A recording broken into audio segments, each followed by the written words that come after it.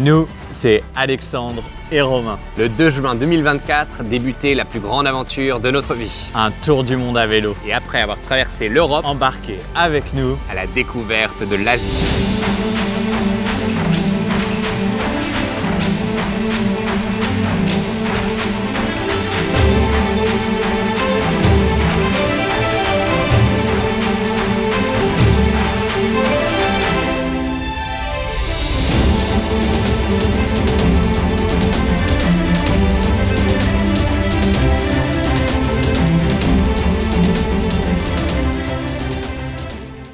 Bienvenue à Khao Yai. Khao Yai, un nom qui résonne comme une promesse. À peine nos pneus effleurent-ils le bitume surélevé de la route 2090 que la jungle nous enveloppe. Comme prévu, les pourcentages sont indécents, il fait une chaleur écrasante. Je pense que cette ascension va être vraiment très difficile. Mais nul doute que la récompense arrive au sommet sera à la hauteur de nos attentes et de nos espérances. T'as compris que j'utilise le point de patinage. Ça veut dire que tu montes doucement. Mollo mollo. Khao Yai, c'est l'un des plus anciens et des plus vastes parcs nationaux d'Asie du Sud-Est. Créé en 1962, à une époque où l'idée même de préserver le vivant n'était qu'un murmure. Un acte pionnier. Aujourd'hui, il est classé au patrimoine mondial de l'UNESCO et s'étend sur plus de 2000 km², à cheval entre montagnes, prairies et forêts tropicales. Et voilà, quelques kilomètres plus loin, des dizaines de macaques sur la route. Le macaque crabier. Il ne se cache pas, il s'invite. Présent, curieux, souvent intrusif, le long des routes forestières sur les glissières métalliques, parfois assis comme un roi au milieu de l'asphalte. Chez le macaque crabier, le pouvoir est entre les mains des femelles. Elles forment le socle du groupe. Les mâles, eux, errent de clan en clan. Tolérés un temps, puis repoussés plus loin. Leur intelligence est bien documentée. Ils utilisent des pierres comme outils, nettoient leur aliment dans l'eau et peuvent coopérer pour résoudre des problèmes. Mais leur plus grande force, c'est l'adaptabilité. Ils vivent partout, dans les mangroves salées, les jungles de montagne et même aux abords des grandes villes. Ils mangent de tout. Des crabes à l'origine, d'où leur nom, mais aussi des fruits, des graines, des insectes et à Khao Yai, les restes de pique-nique oubliés ou volés. Regardez notre nouvelle installation avec le GorillaPod.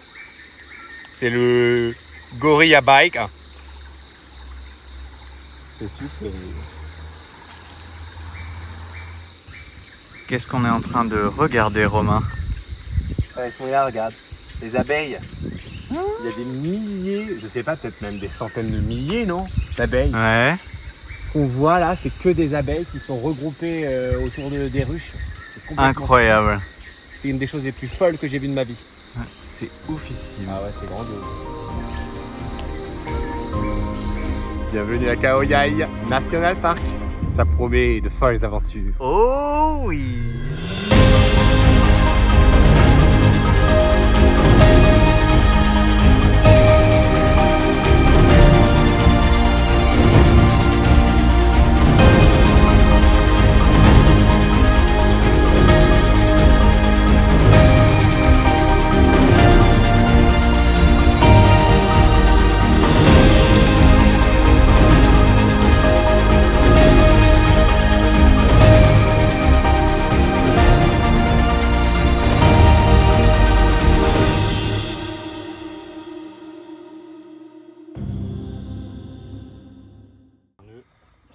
Et voilà, on part pour notre première journée d'expédition.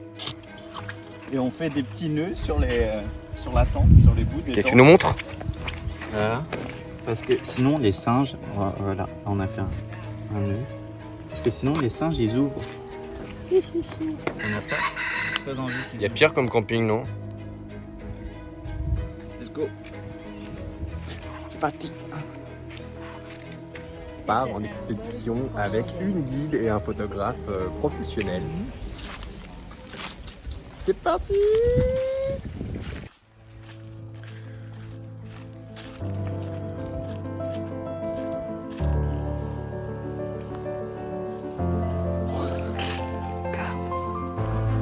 l'intérieur, il y a des termites.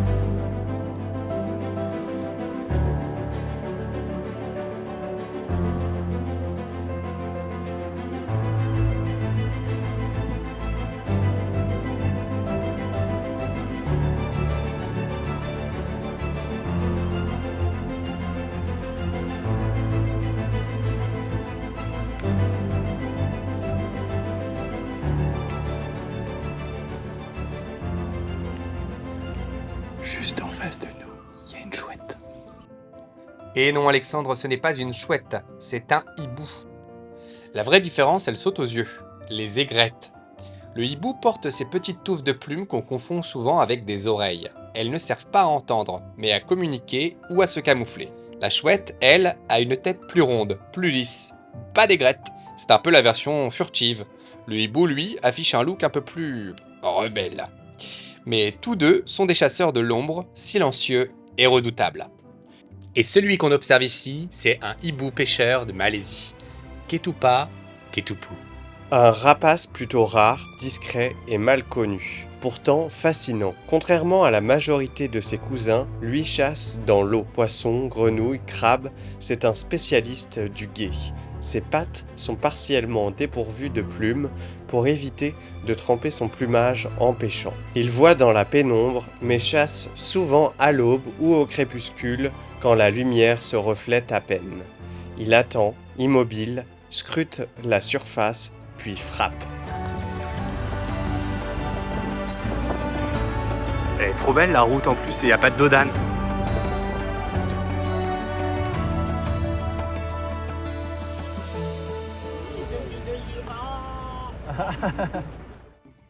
Bon là c'est vraiment le coup dur.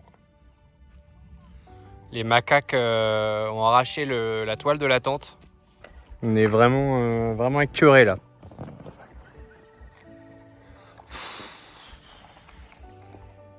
Ils sont venus chercher un pauvre reste de paquet de chips qui restait dans une sacoche. Et du coup on avait tout cadenassé, tout fermé sur l'extérieur. Ils sont passés en dessous de la première toile de tente.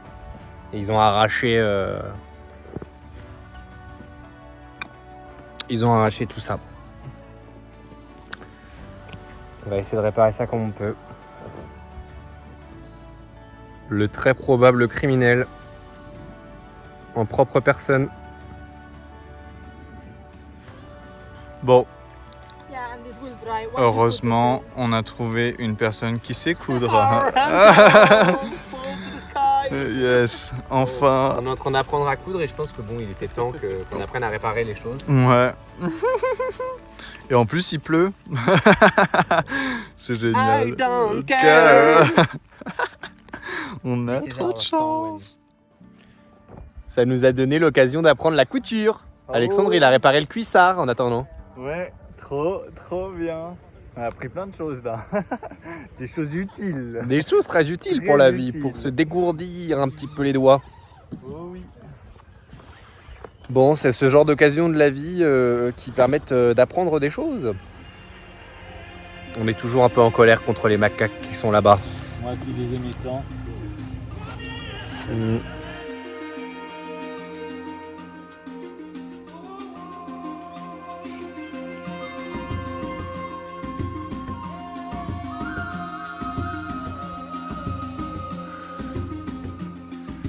Et c'est parti pour la journée d'observation à la Tower Observation.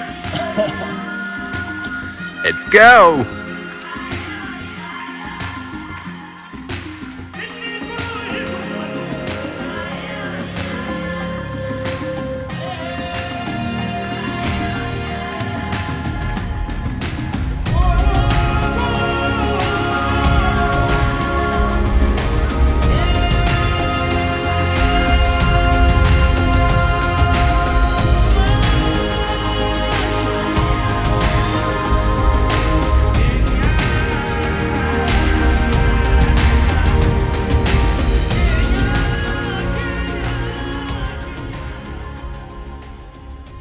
Voici le calliope, un oiseau mythique d'Asie du Sud-Est, aussi appelé calao bicorne. Son plumage noir et blanc contraste avec son casque jaune vif, creux et massif, posé comme une couronne au-dessus de son bec. Ce casque, bien réel, amplifie ses cris rauques et résonne à travers toute la jungle. Quand il vole, il fend l'air avec puissance, comme un tambour vivant battant au rythme de la canopée. Il peut mesurer jusqu'à 1,20 m d'envergure et peser près de 3 kg.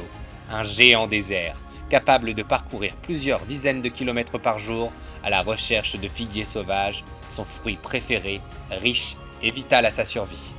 Mais ce qui bouleverse le plus, c'est son mode de reproduction, unique dans le monde des oiseaux. Quand vient le temps de nicher, la femelle s'enferme dans une cavité naturelle, généralement dans un tronc d'arbre ancien. Le mâle referme alors l'entrée, avec un mélange de boue, de morceaux de bois et de fientes, ne laissant qu'une étroite ouverture. Pendant plusieurs semaines, la femelle restera recluse pour pondre, couver puis élever les oisillons. Et durant tout ce temps, le mâle l'approvisionne chaque jour, passant les fruits par la fente des mois durant sans jamais l'abandonner. C'est pour tout cela que le Kalaopi est un symbole fort, celui de la confiance, de la coopération et de l'interdépendance entre une espèce et son écosystème. Car il ne peut se reproduire que dans les grands arbres à tronc creux, et il dépend des figuiers sauvages pour se nourrir. Si ces arbres disparaissent, le Kalao disparaît avec eux.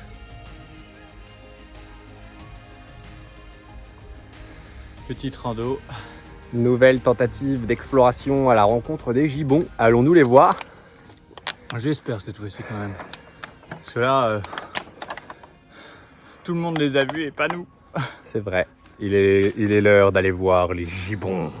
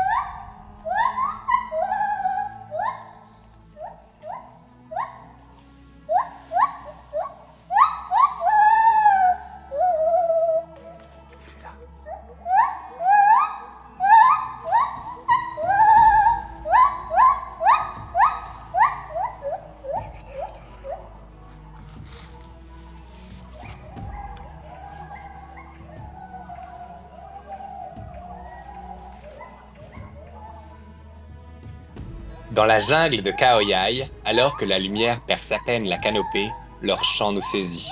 Grave, long, hypnotique, comme une prière lancée depuis les cimes. Ce sont eux, les gibbons à main blanche. Leur corps est fin, sans queue, leurs bras démesurément longs, presque 1,5 fois leur taille.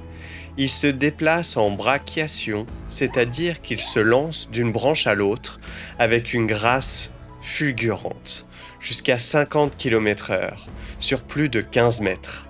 Chaque matin, les couples chantent. Un duo puissant, audible à plusieurs kilomètres. Ce n'est pas un cri, c'est un acte de territoire. Un lien amoureux, une manière de dire « nous sommes ici, ensemble ». Les gibbons vivent en famille stable. Un couple, leurs petits, dans un territoire de 20 à 40 hectares qu'ils défendent.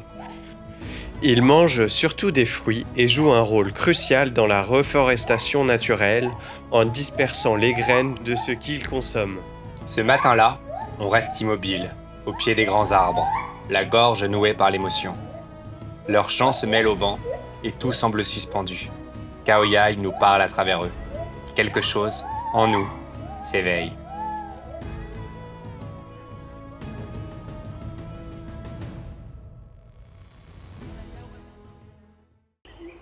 Et la palme d'or du parc national avec la biodiversité la plus riche de ce tour du monde à vélo pour l'instant est décernée à Khao-Yai. On n'aura pas eu la chance malheureusement de rencontrer les éléphants. Mais comme vous aurez pu le voir, on a rencontré plein d'autres animaux. Et franchement, si vous venez ici en Thaïlande, c'est vraiment proche de Bangkok. Donc n'hésitez plus, foncez ici, le camping est super. Ça coûte même pas 1 euro par jour. Si vous louez la tente, ça coûte 2 ou 3 euros. Donc franchement, n'hésitez plus et foncez à Khao Yai. Ça y est, on part de Khao Yai et on se dirige maintenant vers le Cambodge. Alors que cette aventure en Thaïlande touche à sa fin, nous nous remémorons ces 3 mois parmi les plus intenses de notre vie. Des mois de rencontres, de poussière, de jungle et de lumière. Des mois qui ont tout changé. Tout a commencé à Phuket, où nous avons partagé les premiers pas de ce voyage avec toute la famille Gilbert. 3 générations unies par l'aventure, un moment simple, joyeux, fort. Et déjà, cette évidence, Le plus beau des ailleurs, c'est celui qu'on vit ensemble. Et puis nous avons repris la route. Phang Nga, les îles Phi Phi, des décors spectaculaires, presque irréels. Mais derrière la carte postale, le surtourisme montrait ses failles. Trop de vitesse, trop de monde, trop de bruit. Alors, sans vraiment le dire, nous avons changé de cap. à Khao Sok, la jungle a calmé le tumulte. À Khao Sam Rayot, un moment suspendu, des singes à feuilles sombres perchés dans la lumière du matin, quelques regards, un silence partagé et quelque chose en nous a commencé à bouger. À Kanchanaburi, les vélos ont repris leur place, et avec eux, un autre rythme. Plus lent, plus rugueux, plus vrai. Dans les rizières, les jungles, les temples, on a commencé à écouter autrement. À Waikakeng, sur les traces du tigre, le silence avait du poids. On a senti l'urgence, l'importance de ralentir, de regarder vraiment. Et puis il y a eu le nord, Kamphaeng Phet, Sukhothai, Lamphun, des ruines anciennes où l'histoire semble encore respirer. Et cette question, de plus en plus présente, pourquoi fait-on tout ça? Qu'est-ce qu'on cherche au fond derrière la route? Puis Pierre et Marie sont arrivés, et avec eux, une respiration nouvelle. La boucle de Mae Hong Son nous a rassemblés. 1864 virages, des bivouacs, des confidences, du réel et la sensation qu'on avançait ensemble vers autre chose. Et puis Khao Yai, une jungle dense, une lumière d'aube.